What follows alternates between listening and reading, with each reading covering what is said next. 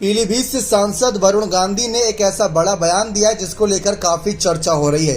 दरअसल इन दिनों बात हो रही है चुनावी नतीजों को लेकर, जहां कर्नाटक में कांग्रेस की सरकार बनी और इसकी जीत का हकदार राहुल गांधी को माना जा रहा है, उनकी भारत जोड़ो यात्रा को माना जा रहा है। और भारत जोड़ो यात्रा के दरमियान ही राहुल गांधी वरुण गांधी पर खुलकर बात करते नजर आए थे कि मैं उनको गले लगा सकता हूं, मिल सकता हूं, बात कर सकता हूं, लेकिन उनकी जो विचारधारा बीजेपी को लेकर बनी हुई है वो विचारधारा नहीं बदल सकता। रही बात पार्टी में शामिल कराने या ना कराने को लेकर, तो आप इसका सवाल का जवाब अध्यक्ष मल्लिकार्जुन खड़गे से ले तो वो आपको ज्यादा बेहतर देंगे। और निकाय चुनाव के नतीजों में 17 की 17 मेयर सीटों पर बीजेपी की जीत हुई, जहां पर निकाय चुनाव में ही निर्दलीय प्रत्याशी का समर्थन वरुण गांधी ने किया था। आप सभी ने देखा ही था, बीजेपी के प्रत्याशी को छोड़ दिया था, निर्दलीय प्रत्याशी का समर्थन करते नजर आए। इस बीच उन्होंने एक खास कार्यक्रम का प्रोग्राम का हिस्सा बनते नजर आए, जहां पर उन्होंने बड़ा बयान दिया, कहा कि सपनों का भारत तभी बनेगा जब आप शिक्षा और रोजगार को प्राथमिकता पर रखेंगे।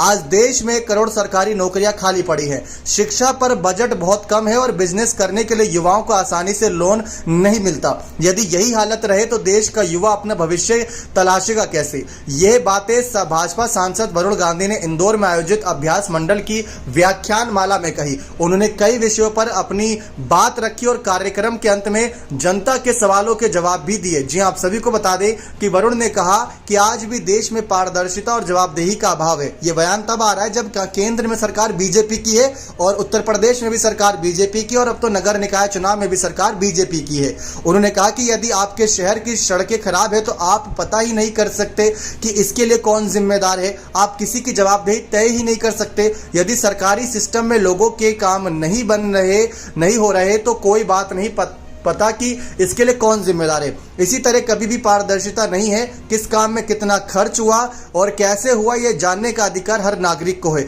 यह आसान तरीके से होना चाहिए, हर जगह यह लिखा होना चाहिए कि यह प्रोजेक्ट कौन कर रहा है, कब तक होगा और कितना खर्च होगा, तभी सिस्टम पारदर्शिता से चलेगा। वरुण ने कहा कि देश में अमीर और अमीर होते जा रहे हैं और गरीब होते जा रहे हैं। आज करोड़ों रुपए की कारों के लिए वेटिंग लगी है क्योंकि खरीदार बढ़ते जा रहे हैं। वहीं 2 पहिए वाहनों की खरीदारी में 40% की कमाई है। इसी तरह 1 लाख से अधिक के फोन की खरीदारी में तेजी से इजाफा हुआ, लेकिन 40,000 रुपए के फोन खरीदने वाले कम हो गए। ये आंकड़े चिंताजनक हैं। ये दिखाते हैं कि देश में अमीर हो रहे हैं और गरीब होते जा रहे हैं। वरुण गांधी ने कहा कि परीक्षा के पेपर लीक हो रहे हैं और इन मामलों में किसी को भी सजा नहीं होती। देहरादून में एक परीक्षा का पेपर 10 बार लीक हुए, मजबूरन छात्रों को सड़क पर उतरकर आंदोलन करना पड़ा। सिस्टम इतना कमजोर है कि लोग किसी भी तरह के अपराध कर रहे हैं। एक पेपर लीक होता है तो लाखों छात्रों का एक साल बर्बाद हो जाता है। तो वरुण गांधी ने जो बातें कही लाजमी बातें हैं, लेकिन ये बातें एक बीजेपी के सांसद के द्वारा की गई, जबकि